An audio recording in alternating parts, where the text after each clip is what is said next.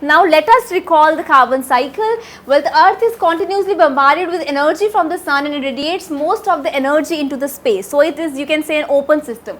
But there are some of the components of earth's biosphere that make it a closed system, in a sense that if we have water, if we have minerals, if we have nutrients, they are in finite amounts. So there is cycling of these materials, that is water, nutrients, minerals, and this cycling of the materials is known as a biogeochemical cycle. And carbon is also one of the key elements of organic life on earth, which cycles through the biosphere in this way. So a tree, like all plants, algae and cyanobacteria, they are autotrophs, means they prepare their own food from inorganic raw materials. So they prepare their food from inorganic raw materials, and this food is actually in the form of glucose. The process is called photosynthesis. So they use the energy from the sun and use carbon dioxide, and as a result glucose is formed, right?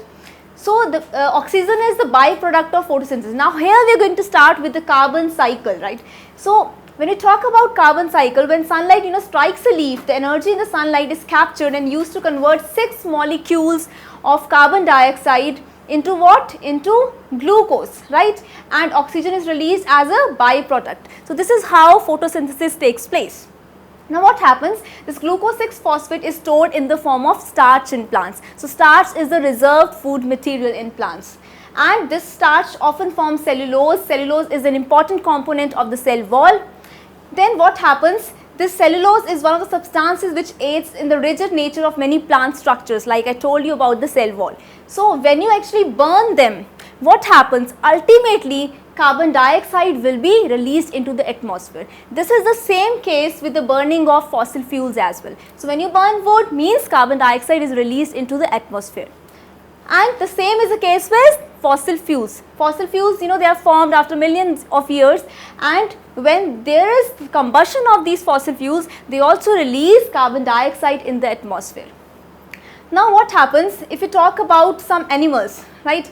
They also depend on plants. So when they are going to take in plants, what is going to happen? They are also going to take in cellulose in their bodies. So as a whole, this cycle is going to take place, which is going to lead to the increase in the carbon dioxide content in the atmosphere, and the release of CO2 from an animal. It is a part of oxidative respiration. So which is actually the release of energy with the release of carbon dioxide as a byproduct. So oxygen is used just to release energy from the food that is in the form of glucose, for example, and the byproduct which is going to be released out, excreted out, it is what? It is the carbon dioxide, CO2. So these are the processes by which CO2 actually goes into the atmosphere. Now this CO2 is used in the process of photosynthesis. So this is how cycling is going to take place. So as you can see, due to oxidative respiration, the CO2 goes into the atmosphere. So what happens? In addition to emitting carbon dioxide through oxidative respiration, animals release some carbon as solid waste also. So this is also one of the phenomena by which CO2 is released into the atmosphere. And decomposers, these solid waste products, they are broken down in the soil by the help of some bacteria, by the help of some decomposers, which are going to recycle all these nutrients. So this is how the biogeochemical cycles, they actually operate. So again, the microbial respiration is going to release what? The carbon dioxide gas. So as a whole, what we have discussed so far is the release of CO2. In this case also, when we talk about the aquatic ecosystems, we have the animals and plants, and in water we have dissolved carbon dioxide and bicarbonate ions.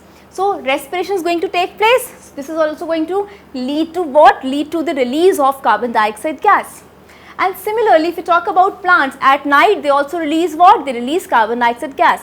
In the day, they are going to use carbon dioxide for photosynthesis, but at night they are going to release carbon dioxide as a product of respiration in case of animals. So what is going to happen? As you can see, this cycle is operating. Plants are using CO2, right? And then if you are going to burn wood, this is going to lead to the increase in the CO2 in the atmosphere. Then again, we have animals, they are going to take green plants in, and then the solid waste by the animals is going to again release CO2. right? The decomposers are going to release CO2 in the atmosphere. So this is how these processes operate in nature, which are going to lead to the use of carbon dioxide and the release of carbon dioxide as well. So that is why this is known as nutrient cycle. This is the carbon cycle that operates in nature. So you can say that we have these main processes that are there to regulate the carbon dioxide content in the atmosphere. We have talked about photosynthesis, we talk about fossil fuels, oxidative respiration. So this is how this carbon dioxide, its amount is regulated in the atmosphere. There is cycling of this carbon dioxide, right? So in terms of photosynthesis, it is being used to prepare the food by plants. In terms of respiration, it is the byproduct of oxidative respiration, in which oxygen is used and CO2 is released. So remember that the carbon cycle, it is a very, very important cycle, as it is the key element of many organic components in nature.